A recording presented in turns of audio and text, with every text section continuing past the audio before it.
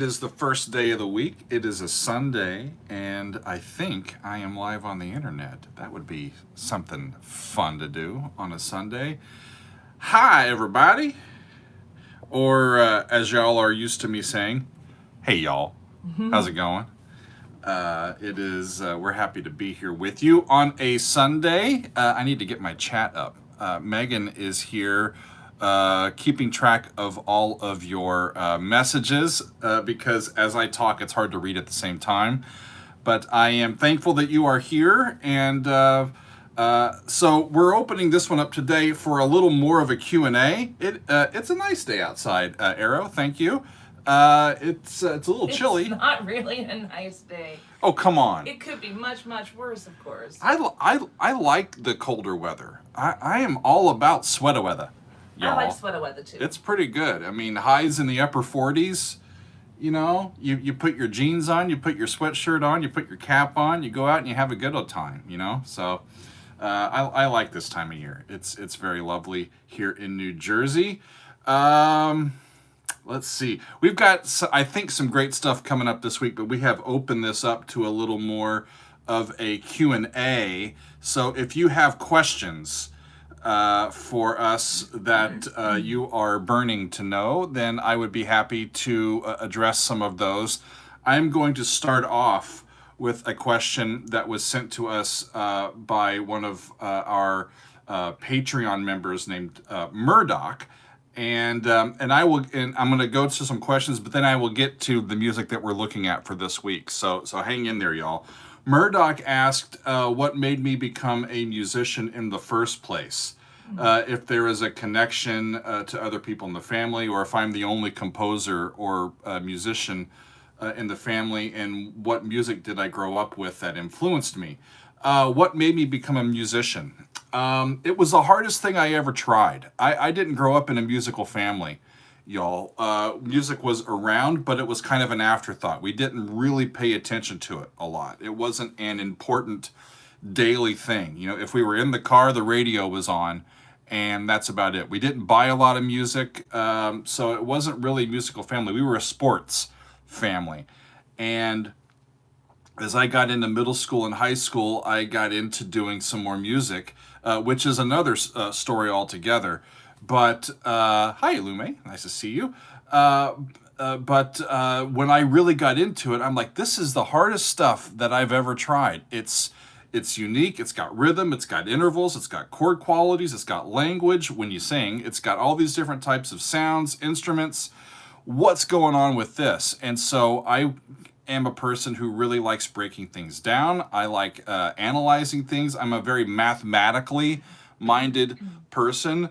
Arpeggio music is a lot like engineering. I was a math kid too. Like I was doing advanced math when I was in elementary school and middle school. And so just getting into music that way, it was like, okay, here's a whole other type of puzzle and schematic and all these sounds, and it was overwhelming to me.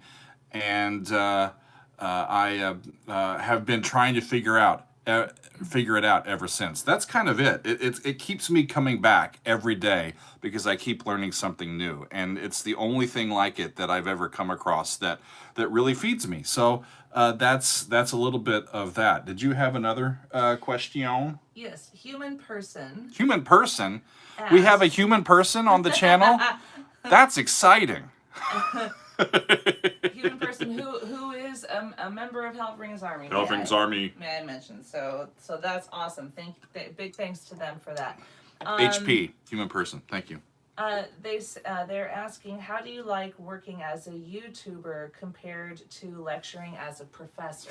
Oh gosh, you know, there are parts of both that I very much love and very much don't love. I really do miss being in the classroom because the students that I got to work with over the years, you know, they're coming in and they're hungry and they're eager and they have a whole lot of energy and desire to learn, and they ask great questions and they go with you. I really miss the vibrancy of a college classroom. What I don't miss is all of the stuff outside the classroom involved in American higher education. It's like the administrations do their best to get in your way. And Nello, I have my doctorate, my DMA, my Doctor of Musical Arts in Music Theory and Composition, and I have been teaching musicianship, music theory, for the last decade plus at the college level. And much of what I do on this channel is similar. I'm just doing it with repertoire that is prog or metal or rock and roll instead of classical. There are some musical concepts that we can terse out and think about in any piece of music that we hear. So it's just focusing on different repertoire that I had previously sort of not paid much attention to. But I'm getting there, and we're really enjoying these. Mark had asked, up to now, what song or band that you did not know surprised me the most? And that's also a hard question because I've come to know a bunch of bands through this process that I didn't know otherwise. And all of them strike me in slightly different ways. Like early on, I had no idea who Nightwish was. I had never heard of them, and they just blew me away. The first pieces of their music that I heard. In a completely different way, I knew of Frank Zappa, but I never really heard his music. And every time I've heard something by Frank Zappa, I'm like, this guy is even more interesting and brilliant than even people have come to try to explain to me. I'm really taken by his music and just how unique his approach was to building these sounds using regular instrumentation, and just using it in completely new combinations and ways, and kind of a synthesis of several different styles of music that becomes kind of his own sound. What else? What other bands that I didn't know surprised me the most? I don't know. I still was just shocked by how really great Gentle Giant's music is. That reminds me, I have to get more Gentle Giant on the channel. Wonderful, wonderful stuff. You have some? But super quick shout out first to Killer Man Vinyl KVRM. Killer Man Vinyl says, "What's up, Doug? I love listening to your stuff while trucking across America. Keep up the good work, brother." So just a shout out to him and to all of those who are in the trucking industry. In the trucking industry. Getting stuff to us. Yeah. Because how crucial are they right now? Yeah. So, yeah. So big thanks for that. Awesome. Let's see here. Transatlantic, I agree, MLC. Transatlantic, I've really come to enjoy their music. I've liked the music by Neil Morse that I've heard. Big Big Train is a new one that for me that I'm just really excited about. I really like their sound. Riverside has been a band I didn't know about. I really like their sound. Just there's so much great music. I was talking about this on a live stream a couple of days ago. Maybe it was somebody else, some other channel, but now I lost my train of thought. I started to think about something else. What else do you have? I've got. Dum, dum, dum, dum. What about some? David Beckwith is asking if there are like reviewers or reactors who you enjoy and or respect. Seems a great bunch of folks from what I've seen. And I would open that up actually to not just reviewers and reactors, because there are some good ones and I know that you watch some. But also, most of the reaction channels that I actually watch myself are not music reaction channels. I'm watching folks, actually younger folks, that are discovering movies that I have loved. So when I watch reaction channels, they're typically not to see what other people are doing necessarily, like in the music space. I'm normally doing it to enjoy myself and for entertainment purposes. I'm trying to think of a few of them. Let's see. Natalie Gold is one of them. I really enjoy her channel. She does some reactions. Of course, I've seen a lot of the Charismatic Voice in her channel, and let's see, where are my subscriptions? I don't even know.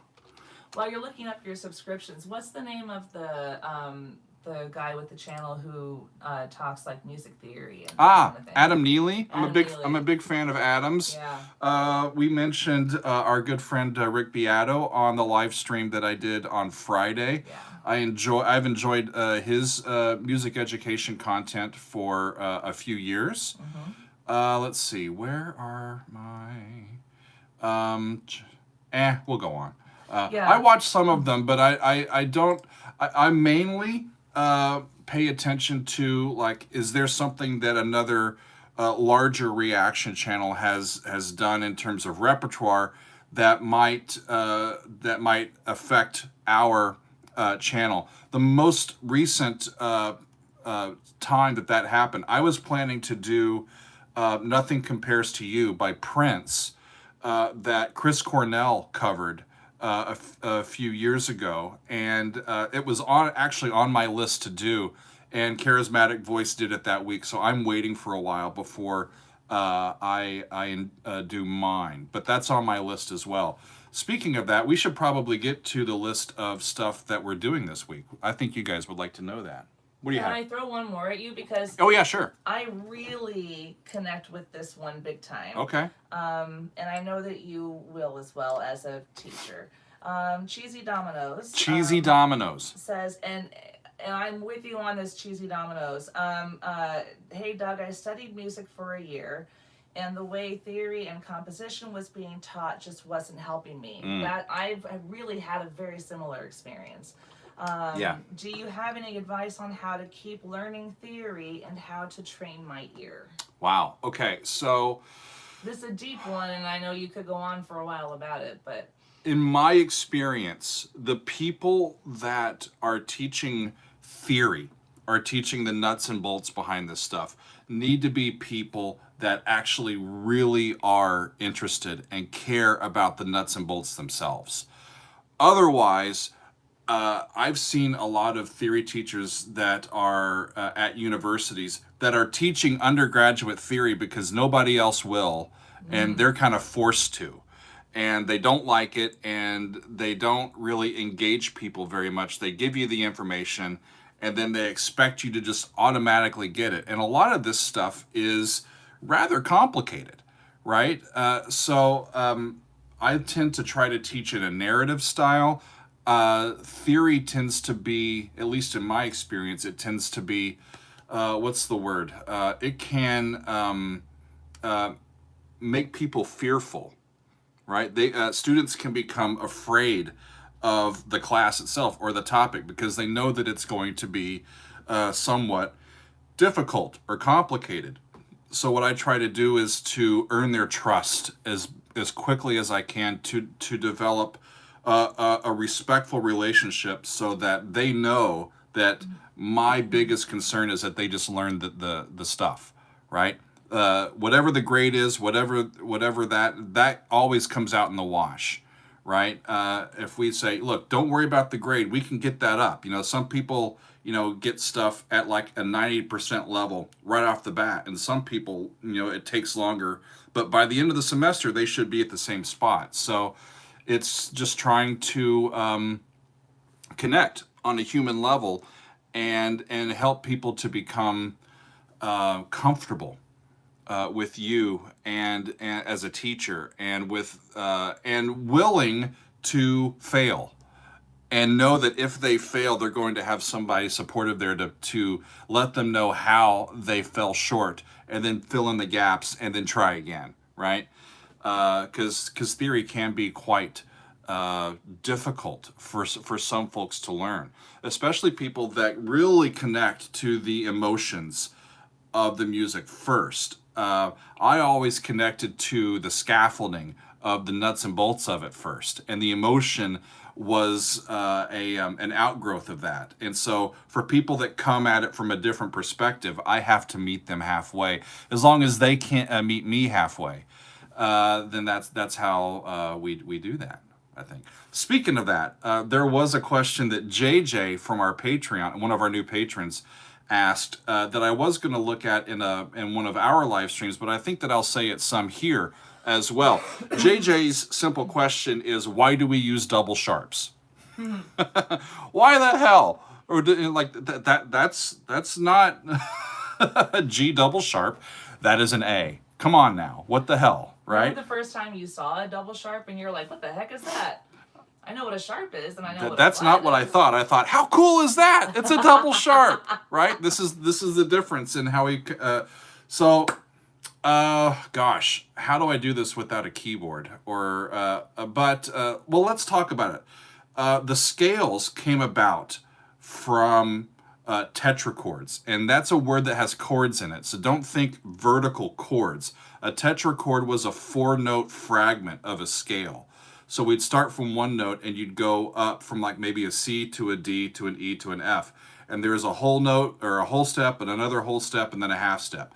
Well, that combination of whole step, half step is the first part of the major scale, right? C, D, E, F. And then the way that we connect or build the scale, the rest of it is if we then go up to a fifth higher than where we started and do the exact same combination, we've got G, A, B, C, whole step, half step. It's the same tetrachord at the bottom end of the major scale and the top end of the major scale. The starting notes are just separated by a perfect fifth. So you've got the first part of the scale and the second part of the scale. And what ends up happening then is, let's say it's an A minor scale, C's relative minor, right? So you've got A all the way up through the other A, and then the last bit coming up in the natural minor scale is E, F, G, A. But if you use the leading tone, if it's like the melodic minor or harmonic minor, the leading tone to A minor would be what? Megan should know this one. What's the leading tone in A minor? Megan wasn't listening. I really actually wasn't listening. I'm looking at the chat. I'm sorry. The leading tone to A minor, if A is tonic, then its leading tone is a half step lower. Arpeggio gets it right. It's a G sharp, right? Not an A flat. We typically do not have two different types of A's in the same scale. So if A is tonic, then A flat cannot be A's leading tone. G sharp is. A type of G is going to lead to A, and it's the type of G that is a half step below A. Well, what happens if we move up from A minor to A sharp minor? Right? So A sharp is tonic. What is A sharp's leading tone?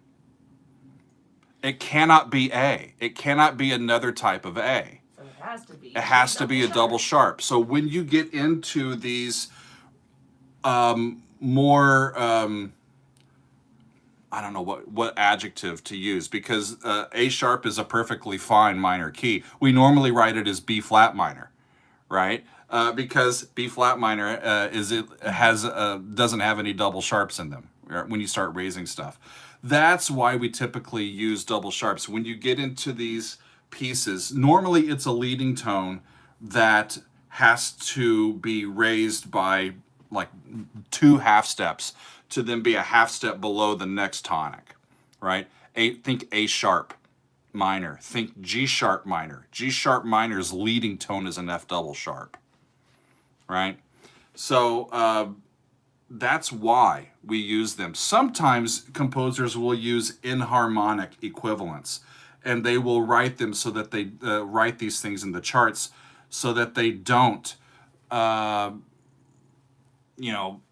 have all of these double sharps and everything, or double flats in there. But that's in a nutshell why we do that. So, y'all, we've been going along for almost 20 minutes. I am sure that you would like to know what we're doing this week. Question. Just gonna say super quick, Mike Davies. Mike Davies. I see your request, and I'm gonna pass that along to Doug. Okay. Okay. Request is counted. So, y'all, what are we doing this week? Every week we have a good old time trying to figure this out, but I think we have a good week this week. Metal Monday, y'all. Yeah, drum roll, or that's a lip roll, whatever it is. Tomorrow we're gonna go back to. It's been a while since I had some Dio on the channel, and Lee on Patreon suggested that we do the Sign of the Southern Cross by Black Sabbath, and that one's got Dio singing on it. So that's the one that we're going to try tomorrow. The Sign of the Southern Cross by Black Sabbath for a good old Metal Monday. I've really been fascinated and to Mark's point, surprised by how great the metal music from Ozzy and Black Sabbath has been. It's I've really enjoyed getting into that stuff. Tuesday we're gonna try a twofer, y'all. We have done a piece or two by Snarky Puppy on the channel, and they are really outstanding. So prog guys, if you are into some Snarky Puppy and want to hear some prog, I've also been trying to figure out what or how to get Jacob Collier into the channel. I really respect his music. He's from Britain. So there is a song called Don't You Know that Snarky Puppy and Jacob Collier and Big Ed Lee all collaborate on, and it's from 2016, and it's Awesome. It's awesome, y'all. I've heard it before, and it's just one. This is one of these that I really want to show you guys because it's really cool. We're gonna try that on Tuesday, but also on Tuesday we are thinking about doing a little tribute for Graham Edge, who was with the Moody Blues and recently passed away. And it's been a while since we had some tunes by the Moodies on the channel, so I think we're looking into a song or two on Tuesday for also a Moody Blues sort of tribute to Graham Edge. Okay? So R.I.P. Awesome. To Graham. Okay, on Wednesday, y'all, this is nothing more than this is a Daily Doug private personal selection. As some of you know, our family lost our matriarch, my grandmother, a little over a month ago, about a month and a half ago, and it was the first time that a lot of our family had been together in a few years, all in the same place. And of course, I had aunts and uncles who were like, "What do you do now?" What? But they're very supportive, and but one of the musicians that has been very important for us, me personally, my brother, my uncle, several people in our family for many years, is Jackson Browne, and I have not included a song by Jackson Browne on the channel, and Wednesday we're gonna do it. We're gonna be looking at the song Sky Blue and Black from Jackson's one of his acoustic performances. It is not one of his bigger, more well-known tunes. I will leave you guys to listen to some of those. We might get to them, but this is a really personal one for us that I really enjoy. So I'm going to be playing along to that one and taking you through that one as well on Wednesday. Jackson Browne. It really, he makes me happy more than I think I've seen Jackson Browne in concert 8 or 9 times over the years. One of the people I've seen live the most. So if we are the music that we like to listen to, then I am a Jackson Browne fan, and it is way past time that we included some of his music on the channel. Megan's giving me the good old fist bump there. So we're happy about that. And oh, come on, Arrow. Yes, you have heard of him. His name's JB.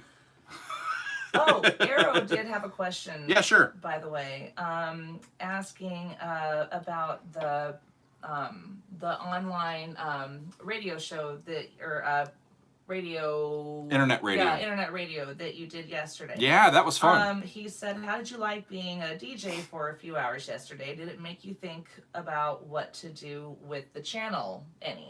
Well, that was a lot of fun. So yesterday I appeared on houseofprog.com, and the Saturday show there that I was on is run by a guy named Tony Romero, who knows a lot of this prog stuff, and we've gotten to know each other over the last few months, and that was the second time that I have appeared on that broadcast. He was the DJ. He got to pick everything. Most of the stuff I had never heard. Actually, I don't think I had heard any of it before. So I sat there. We were on the air for 3 hours. That was a long time. But we listened to a great amount of music. We listened to some Zappa, we listened to some Yes, and he brought out some other stuff that I hadn't heard before, and but all of it was wonderful. It was really great. It's a different way for me to do my thing, I guess. I like doing that a little bit. There wasn't a lot of availability for us to like stop the music during the while it was playing, so we wanted to wait until the end of a selection and then sort of recap what we heard and what we liked about it and what we remembered from hearing it. So Errol says that Dweezil Zappa's piece was amazing to listen to yesterday. Unbelievable, Yeah, right? It was awesome. Yeah, great stuff. So you guys are still wondering what I'm doing Thursday and Friday. Yeah, sorry. So Thursday, the Grateful Dead are coming to the channel for the first time. The Grateful Dead are a band that, of course, I have heard of, and they're infamous. I've never really listened to their music very much, but a lot of people have been asking to get the Dead on the channel, and for our prog heavy community, that's right, Jables, we're doing Terrapin Station. So Terrapin Station, awesome. It is a longer track, but it is coming in on a Thursday, and I'm excited about it. So that was mainly suggested, at least most recently, by Steve via email. So thanks, Steve, for pushing them over the edge. We're going to get the Grateful Dead. We'll probably do the original recording of Terrapin Station, and that's from the late 70s. So great stuff. Yeah, Alume, we did on that broadcast yesterday. He played. Now I can't remember the name of it, but it was side 3 of Tales from Topographic Oceans, the one that had all that really great guitar in it. It was really awesome. I enjoyed that one quite a bit. Friday, y'all, the big Friday episode that we are planning is Pink Floyd, Adam Hart Mother. Awesome. That's what we're going to go with. And yeah, a lot of people have been saying, where's more Pink Floyd? And this one specifically, this is early Pink Floyd, 1970. We're going to do that whole suite, the Adam Hart Mother suite. So that's our week this week. It's going to be fun. We've got the early 80s with the Sign of the Southern Cross by Black Sabbath. We've got some relatively modern stuff with Snarky Puppy and Jacob Collier. We'll be going back to the 70s with some Moody Blues and the Grateful Dead and Pink Floyd, and then some Jackson Browne sprinkled in there. That's our week, I do believe. So I'm excited about it, y'all. It's going to be fun. Oh, me. What else has come in? Are there any other Q&A type stuff that I can address? Or should I call it a day? I did see a question go by asking about composers you've had the opportunity to meet. Ah. Or maybe work with. Most of the composers that I've had a chance to work with are people that also specialize in some of the choir, vocal, and choral music that I specialize in. So if you know choral music, actually one of my... Can you grab the picture of me and yes. Morton? One of my major influences is a composer named Morton Lauridsen, and this is a picture of me when I was in doctoral school without my beard. And Morton Lauridsen, who is a now retired and a wonderful, wonderful choral composer. I had a chance to work with him for a few weeks at a time, three different times throughout my schooling during my master's degree and my DMA, and then some postdoctoral work that I was doing. Who else have I got? The conductors that I've gotten to meet over the years, singing with the Westminster Symphonic Choir and Westminster Choir. Ricardo Muti was one of them. Wolfgang Sawallisch, who was with the Philadelphia Orchestra. Who else do we work with? I'm trying to remember. Zednik McCall from the New Jersey Symphony. Colin Davis from England. Man, he was a wonderful, wonderful conductor. Just wonderful folks. I'm blanking on one name that I would look it up, but I wouldn't know what name to look up. A German conductor that I remember being quite wonderful. Yeah, we've just had a wealth of experiences over the years. We've had a chance to multiple times perform in Carnegie Hall, Avery Fisher Hall in New York, Major Hall in Philadelphia. It's just wonderful, wonderful stuff. Yeah. I've seen a couple of questions go by about if you have thought about programming any non-English language music on your show, if you have some stuff like that on your list or stuff that you're looking at or thinking about. We have a few. Yes, the answer is yes. I am perfectly open to non-English music. I've written non-English music myself, but we've got, who do we have still on the list that...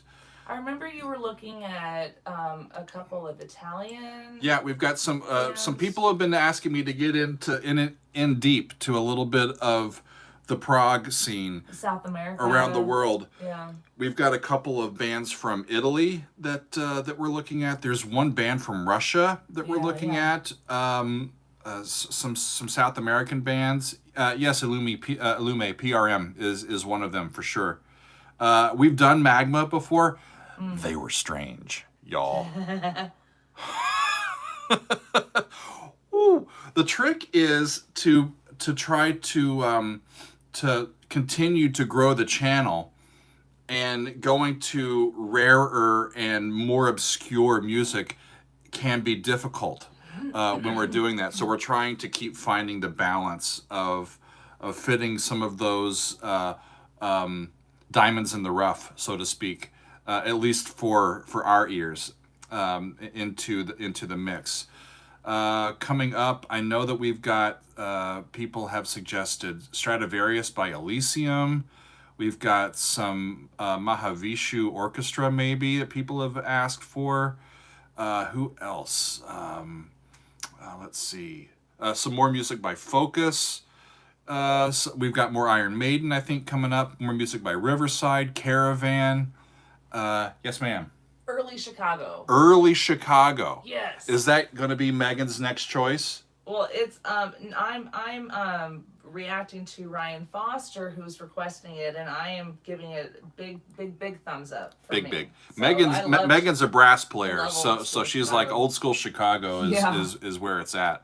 Oh, speaking of brass instruments, this is a quick, easy one for you to answer. Your favorite instrument? My favorite instrument. French horn. While my wife is in the room, I'm kidding. No, actually. the answer needs to be French horn, because that's what Megan plays. No, really though. What is your favorite I love the French horn.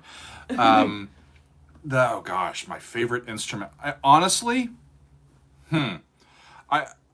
I have been and continue to be fascinated with the voice more than anything. And those are individual instruments, and each one is different. I'm very moved by the human voice. For non-vocal instruments, I think instruments like the cello and the horn are in that sweet spot range of human hearing that just when they get into their top range, they're like baritone and alto instruments that can push things up into their higher register. And when they're in their higher register, it's not extremely high in terms of pitch, but the intensity of their instrument is at its peak. And that's what really shines through, I think, when we hear them in those registers. I think it just has to do with where their sounds are and where they are most intense, sort of just naturally resonates with our human ears. Love percussion, all types of different drums and percussion stuff. So, yeah, they're all great. Haven't met an instrument that I don't know. I think somebody at one point asked me how many instruments I play. Really, just the keyboard and vocals. Well, can you count kazoo? I was all state kazoo. I was the only one there. You are really had a great time. You are really good on a kazoo. Gooseman407, sending all my best to your daughter as she's learning French horn. It's hard at first, but I hope that she's having fun with it, and I hope she finds it rewarding. Yep. Just keep playing. That's the idea. Yeah. Practice. I've been wanting to try to learn. I think Megan and I would be interested in learning how to play the bass. I think Megan's always talked about wanting to play the bass. Can we have 2 bass players in one band? I think we can. Really, it started for me by I had to learn, and it was just a super short. I was an instrumental music ed major when I was in college, and so I kind of had crash courses on learning how to play all the instruments, but I loved playing bass, like upright bass. And I thought it was so much fun, and I would really love to learn to play an electric bass. Yeah. I think it would be really fun. It's never too late to start trying something new, right? Jorge, I have attempted to play the triangle. The problem with trying to play the triangle is that the triangle is the loudest instrument in the orchestra. Just think about it. The orchestra, everybody in the orchestra can be just blaring their brains out trying to play loud sounds. You get one guy in the back going like this, and everybody can hear it. The problem is with the triangles, you have to hit it at the right time. And that's my struggle. Playing percussion parts are so difficult because you've got just loads and loads of rests that you have to count, and you're getting ready. It's like, ready? And oh, I missed my cue. Darn it, I have to wait another 3 minutes before it comes back. So this is what we're doing this week, y'all. It's going to be a fun one. Hopefully we don't have to deal with many other copyright bots and all of that stuff, because we've had a bad string of that stuff lately, and it's messing with my vibe, if I can say that. But we're going to go with Black Sabbath, Snarky Puppy, Moody Blues, Jackson Browne, The Grateful Dead, and Pink Floyd. Awesome. We try to bring you the best here, my friends. So we're going to have Sweat and Tears would be cool. Ooh. We do our best to try to hit different genres, different periods for the music that we're looking at, mainly over the last 50 years. And I think we've got a good mix this week. It's a little heavy towards the 70s, but a lot of great music from the 70s, y'all. So, Black Sabbath, Snarky Puppy, Moody Blues, Jackson Browne, Grateful Dead, and Pink Floyd. It's going to be fun. I will post the actual list so that y'all, if you forget, can go and double check. We're going to try to keep the schedule pretty consistent this week, so we got to get going and start recording some episodes. So thanks everybody for hanging out with us. We have been on for 40 minutes practically. Time flies when you're talking amongst friends. So thanks y'all for being with me for today. If you're into voice, why not Pavarotti yet? Pavarotti. Pavarotti is not my favorite tenor. Whoa. You'll have to tune in next time to figure that one out. So thanks everybody for being with me today, and I'm looking forward to the week, and we'll see you on a Daily Doug episode coming to you soon. So thanks y'all.